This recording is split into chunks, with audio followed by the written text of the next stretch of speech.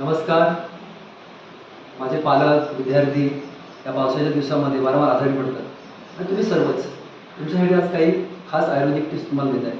सर्दी झाली, 5 तुळशीची पाने, 2 काळी मिरी, 1 ग्लास पाणी उकळा, त्याचा काढा करून द्या. दिवसातून 2 वेळा करा, सर्दी गायब होणार. 2 काळी मिरी, 5 बदाम एकत्र चावून खा, हे सुद्धा दिवसातून 2 वेळा करा, तुमची सर्दी गायब होणार.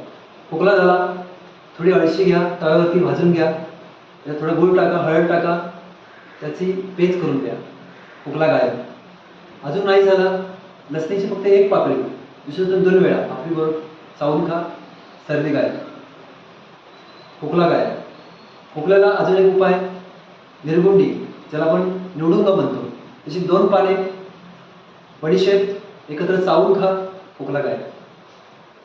ताप आला, निरगुंडीची 2-3 पाने, त्याच्यामध्ये काळी मिरी, लवंग टाका, त्याचा काढा करून घ्या, त्यात थोडा गूळ टाका, ताप तुमचा निघून जाणार.